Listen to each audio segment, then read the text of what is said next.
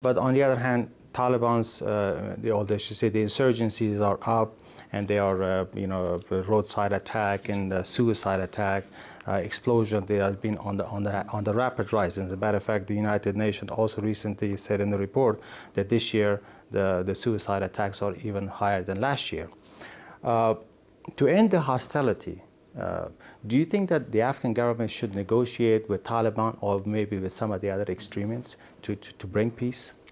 Well, as I said before, Germany for many, many years has been a friend of Afghanistan. And we were always following one principle, and this principle we will hold up also in the future. This is that we don't interfere into the internal affairs of our friend Afghanistan. We know that Afghanistan is a sovereign country. And Afghanistan and its people have to find Afghan solutions for Afghan problems. It is not our task as a friend of Afghanistan to give our advice or to interfere into the internal situations of your country. But what we are always ready to do, as we did on the Petersberg during the Bonn process, we are able to offer our good services. We were helpful in organizing the lawyer jirga, the constitutional lawyer jirga, the interim lawyer jirga. So what we can do, we are offering good services to our Afghan friends so that they can find Afghan solutions to Afghan problems.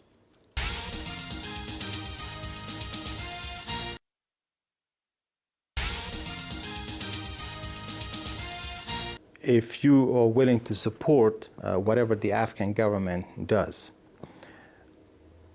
do you think that they are on the right track?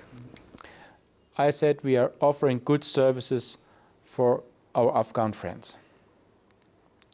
I believe that the constitutional process that was started with the presidential elections, with the elections for parliament, created a framework that, in my opinion, has brought Afghanistan a vision for the future. Afghanistan needs peace. Afghanistan needs development. Afghanistan doesn't need military intervention. Afghanistan doesn't need intervention from third parties. Afghanistan needs peace and mutual understanding among the different people of Afghanistan and the different factions. So we encourage everything that leads to unity in Afghanistan. Afghans have to stay together. Afghans have to come together. They have to overcome their internal strife. And they should not be the victim of exterior machinations. Afghans have to find Afghan solutions for Afghan problems among themselves. Drugs is also another big problem in Afghanistan. And in these days, you can't help when you see drug, you always think of terrorism. When you think of terrorism, you think of drugs. Why can the international community do more in fighting drugs? After all, they're saying that drugs fuels the engine for the terrorism. But a recent UN study also, the report that they released says that the drug production surpasses almost 7,000 tons last year.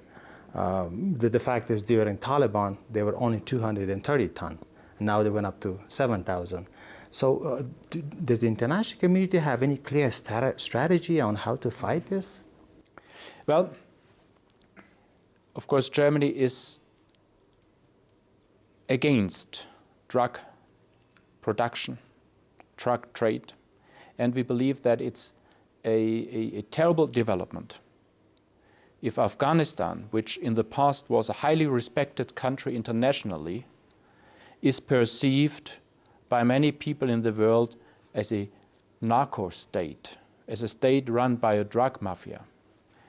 This would be a terrible development if the good name and the prestige of Afghanistan would be tarnished by such a development. So I think the drug trade and poppy growing is doing no good at all to Afghanistan and its people. However, the question is how to fight poppy growing. My government is of the opinion that we should not put the burden on the shoulders of the poor farmers in the countryside, in the rural areas, because they are poor. They have to care for their children. So the best thing in our eyes is to bring more development to Afghanistan, in particular to the rural areas, to show the farmers a viable alternative. I can give you an example. Germany is, with the help of Scidt, running a major project in Nangarhar province, providing for alternative livelihood. Rose growing. You know, rose oil is an excellent product that sells well on the world market. The reintroduction of old fruit trees, almonds. Until the middle of the 70s, Afghanistan provided 60% of the world market of dried fruits. This was a very successful export strategy for Afghanistan. Why shouldn't it be possible to go back to this area and to grow almonds, grapes, instead of poppies? So what we need are integrated projects that provide a realistic alternative to the farmers in the rural areas. We are currently negotiating with our Dutch friends to introduce a similar project run by GTZ International Services to the province of Uruzgan. I hope that these negotiations will succeed during the next 6 to 8 weeks, so that we have a major integrated project in Nangarhar, which serves as a model. Then we move to Uruzgan, and I hope that also in other provinces of Afghanistan we can follow the similar pattern. So, to make a long story short, drug production, drug trade is doing a lot of harm to Afghanistan. But if we want to fight this, we have to create realistic alternatives for the farmers and the rural areas in this country. But still, many farmers throughout the country, I have traveled in many parts of the country, they still feel that the government of Afghanistan, along the international community, still have not really take any strong, tangible step that they see a difference in their lives, because the farmer still continues to grow poppy because that's the only alternative. And even though there are many talks of alternative for the past few years, but still the government have not really introduced anything serious. Yeah, I would agree. We are in contact with the Afghan government, be it on the national level, on the provincial level, and on the district level. My personal impression is, after visiting several of Afghanistan's provinces, that a lot depends on the governor, a lot depends on the situation in the districts. It always depends on personalities. So if you have a personality that is committed to development in the province, if you have a strong leadership in the province or in the district, things are moving forward. If there are people who are not committed to the people of Afghanistan, if you are dealing with people that are only committed to their own pockets and taking money from the government and put it in their own pockets, then of course you won't have development.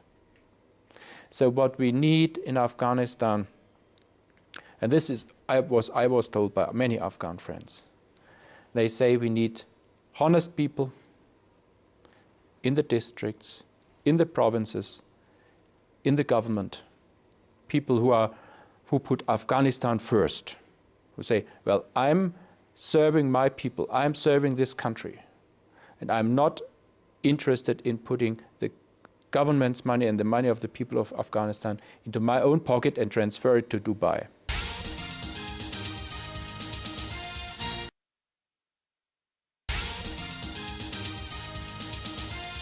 Do you think that there's not enough qualified personnel in the Karzai administration? It seems to me, or it seems to people that I talk to, Mr. Karzai has only a handful of people that he's been surrounded by, and constantly they are being shifting from one position to the other. Is that means that he can't find anybody else, or is simply these people